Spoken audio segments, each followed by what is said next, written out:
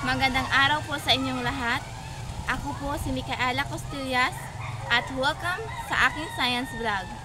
Ngayong araw, pag-uusapan natin ang isang halamang madalas nating nakikita pero punong-puno ng sustansya, ang malunggay. Tara na't kilalanin ang halaman ng ito ng punong-puno ng yaman ng kalikasan. Ang siyentipikong pangalan ng malunggay ay Moringa oleifera at sa Pilipinas, kilala natin ito bilang malunggay. Tinatawag din itong drumstick tree sa ibang bansa.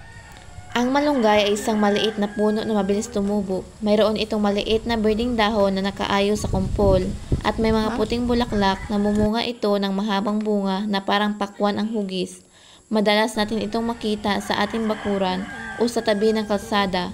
Mura lang at malaging palaguin. Ang maganda dito, halos lahat ng bahagi ng malunggay ay maigamit mula sa dahon, bunga, buto hanggang sa ugat. Ang malunggay ay mahalaga sa ating komunidad dahil sa dami ng benepisyo nito. Una, ito ay mayaman sa vitamina A, C, and E, pati calcium at iron. Tumutulong ito sa pagpapalakas ng ating katawan, lalo na sa mga nanay at bata.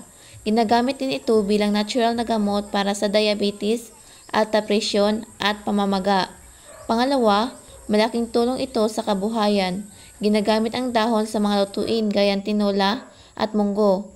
Ginagawang pulbos, tsaa, langis at beauty products ang malunggay. Kaya nakatutulong din ito sa hanapbuhay ng maraming Pilipino. Pangatlo, nakakatulong ito sa laban kontra malnutrisyon sa mga lugar na kulang sa pagkain. Ang malunggay ang sagot dahil mura pero masustansya.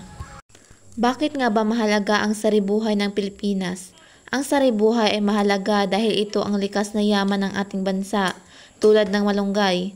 Maraming halaman ang may benepisyo sa kalusugan, kabuhayan at kalikasan. Kapag inalagaan natin ang mga halamang ito, pinapalakas natin ang ating komunidad at ipinagmamalaki natin ang ating pagka-Pilipino. Maraming salamat po sa panonood. Ako po si Micaela Costillas at sana'y mas naunawaan ninyo kung gaano kahalaga ang malunggay sa ating buhay.